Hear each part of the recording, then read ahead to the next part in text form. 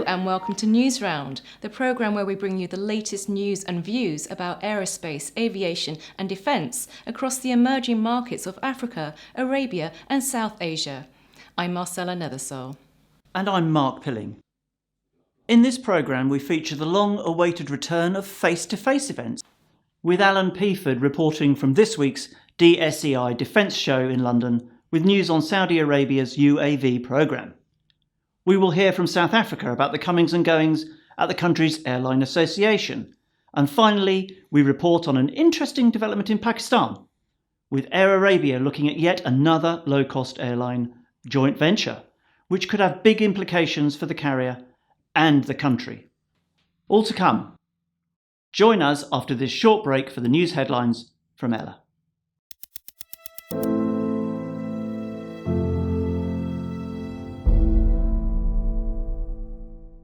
Welcome back. The long-awaited decision by the Indian government to replace its tactical transport fleet has finally been taken, with Airbus winning the deal. New Delhi has ordered 56 C295 transporters to replace its obsolete fleet HAL-built Avros, the HS748. 16 of these will form the initial delivery from Spain, but the remaining 40 will be assembled by Tata in India over the next 10 years. Deliveries will begin once the contract is formally signed. However, India does have a track record of changing its mind, even after the orders have been given. But defence commentators in New Delhi suggest the order could actually increase. Air Senegal has lived up to its promise to connect West Africa and the USA and began flying from Dakar to New York and Washington this month. The twice-weekly flight flies from Dakar to JFK Airport and then has a short layover before making the short hop to Baltimore. The airline selected BWI as it is closer to the large West African community than the other international airport of Dulles. The short layover in New York is repeated on the return trip, which is taken under the 8th Freedom, so no chance of any domestic US flights to try out the new Airbus A330-900neo aircraft. Oman has become the latest country to see the A321neo join its national register. Salam Air, described as the Sultanate's fastest growing value for money airline, has ordered the type to meet its ambitious growth plans. It says it can now connect Muscat and Salalah further to new destinations Europe, Far East and Africa. Angola's Taraco Aviation and the UAE's Falcon Aviation have announced a strategic partnership to provide helicopter services to Angola, offering the latest models of the aircraft as well as in the country maintenance capabilities for the southern African markets. It will primarily be targeting the oil and gas sector, as well as the VIP market, through charter operations.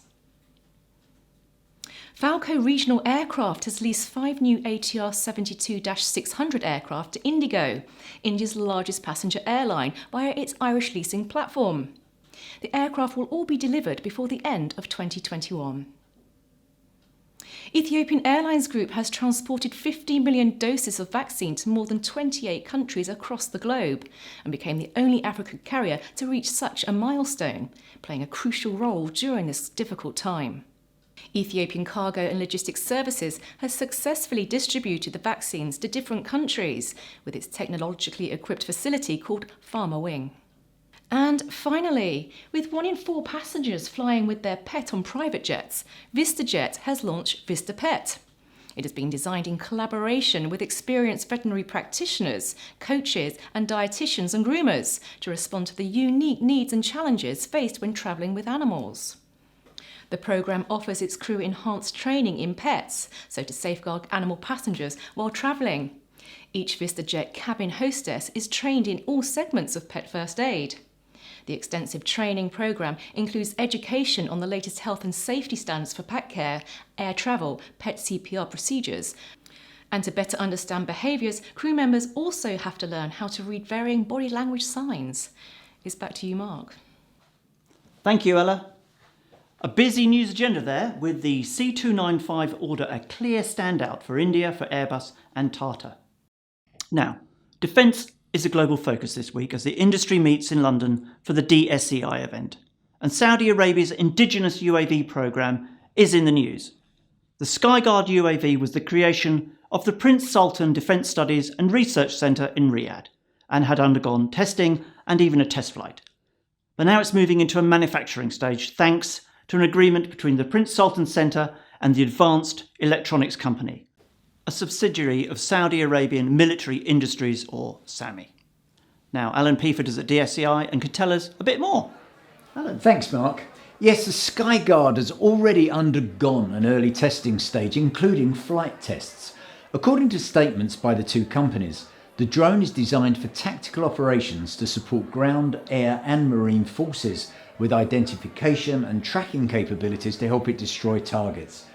Takeoff and landing are automated and controlled remotely through a stationary or mobile command and control centre.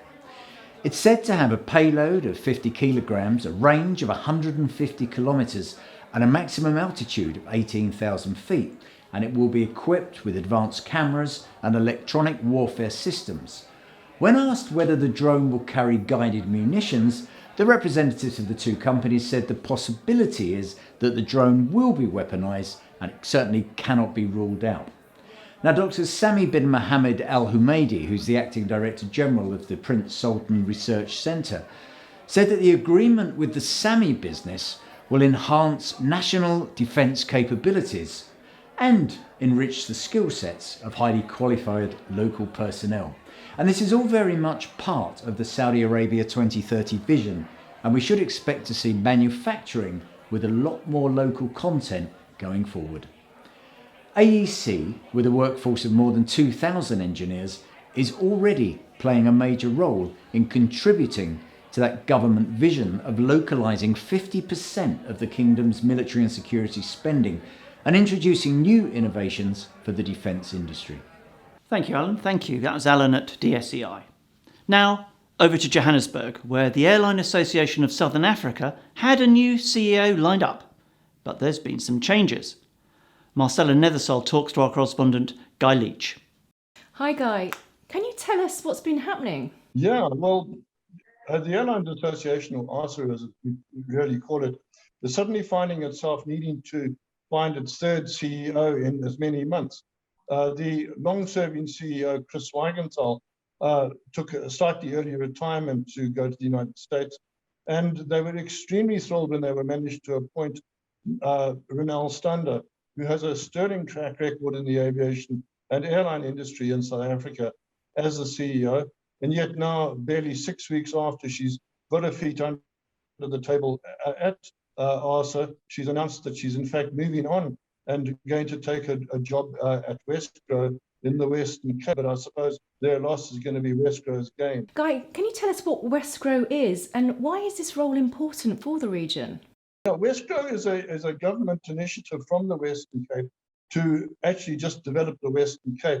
And a key and incredibly successful aspect of it has been the Cape Airlift, which has enticed any number of airlines. At last count, there were 11 new airlines to fly directly into the Western Cape, bypassing Johannesburg, and so bringing a huge increase in the number of tourists and ultimately business to the Western Cape. Obviously, this was set back a lot by the whole COVID lockdown, but nonetheless, Wesco and the Cape Air Access Initiative has been an example for other operators around the world as to how to use an improvement in air connectivity to literally grow their economies and in particular the tourism industry. So it's a wonderful opportunity for Wrenelle, and obviously one that she just wasn't able to turn down when the offer finally became concrete, as it were. Well, thanks, Guy. Clearly, both roles are critical as South Africa, its airlines and its airports begin to see travel recover. It's back to you, Mark. Thank you, Ella. Thank you very much. Now, on to another large air travel market, and one that's attracted many but seen many struggle, and that's Pakistan. The details are few, but Air Arabia, which, let's face it, has a track record of moving into new markets via the JV, the joint venture route, it's announced a proposed new low-cost carrier to launch domestic services in Pakistan, later moving on to international routes. Now, Air Arabia's partner is one of the country's largest business conglomerates. It's called the Lakson Group. The JV partners say the airline will be called Fly Jinnah. It's working on its air operating certificate, and details on the launch date, the fleet, the network will be unveiled in due course. Now, to discuss this story, I'm delighted to welcome Shakeel Adam. Shakeel, it's great to have you on the programme. Let's just go for the simple question. Is there an opportunity for a new low-cost carrier in Pakistan? Hi, Mark. Thanks for reaching out again. Look, Pakistan's a market that everyone's talked about for at least 20 years as a market that's underserved and where there's opportunity for new airlines. Considering the low average wealth and income in the market, it's absolutely ripe for a low-cost airline. We see that in neighboring countries as well, that low-cost airlines have succeeded. But until now, no one's been able to really crack that nut, even though there have been many startup attempts over the last few years. So, there's clearly an opportunity there. There's a market space. But what gives Fly Jinnah a chance for success? Well, I think what we have to look at is this is a market that's over 200 million people, and yet over 50% of the seats operate on one route. So we don't have the entire population living just in those two cities. They're spread out throughout the country. So the market is there, the opportunity is there, but we have to have an airline that understands how they can stimulate and build markets between those secondary cities or connecting those primary cities to those secondary cities. One of the big issues that's gone on with the previous startups is you tend to have very successful business people in the market who see the opportunity for an airline, and they start out trying to do it, but without any real understanding of this industry. So what I would say is that success going forward is going to require ensuring that, yes, you've got capital, yes, you've got political relationships, but it's absolutely critical to partner or to bring in the right talent that understands airlines and understands a market like this one. That doesn't mean bringing in a joint venture partner from a developed European market or an American market that doesn't understand this. It means really working with aviation people who understand a market like this, the level of wealth, the level of development, so that you can really put the right product into that market that will attract customers at the right price point. So that's where Air Arabia comes in, of course. They've got an experienced team. They've done this before. CEO Adil Ali, it's a shrewd guy. He knows how to do these things. But of course, there are risks too. Yeah, I think what we've seen is because the market has been talked about for so long and yet not developed, many people say, and including many aviation experts, that there's no market. At the same time, you see that because many startups have attempted and failed, you see the skeptics saying, again, there's no market. But in reality, I see that there's really three issues. I see that number one, state protection of PIA, the national carrier, essentially creates barriers for anyone else trying to enter the market. The second big issue I see is there have been too many competing businesses, airlines launching over the last few years.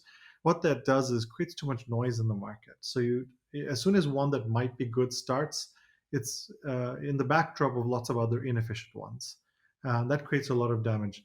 The third issue is that, of course, we all know Pakistan, unfortunately, in at least more than recent years, has a very unstable political environment. These three issues really make it very difficult to have started an airline.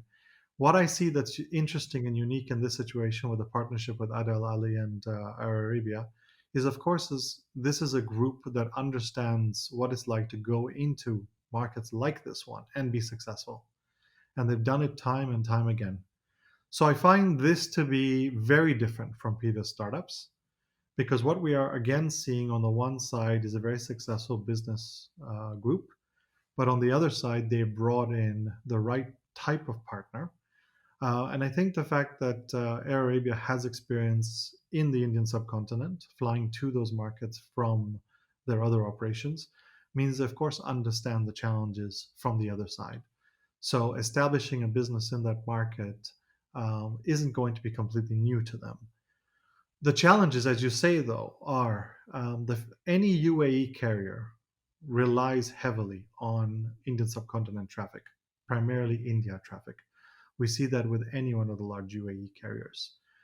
There is, of course, a question if you now go and establish an airline domestically in Pakistan, if the geopolitical situation within the Indian subcontinent worsens over coming years, would that impact the UAE-based carrier and that carrier's rights to fly into India, for example? So would an Indian government in the future see that as let's say, an opportunity to embargo an airline?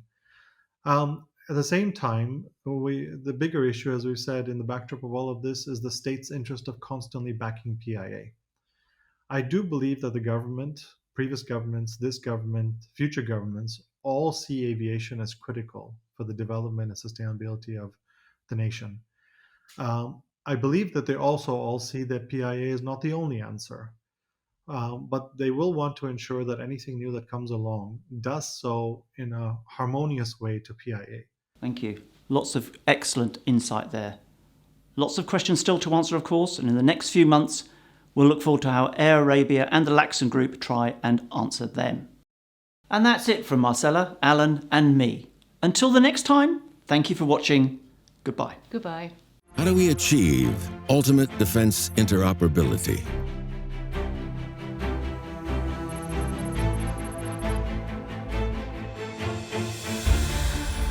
Inspired by Vision 2030, we are introducing the first of its kind, the World Defense Show. Integrating land, air, sea, satellite, and security.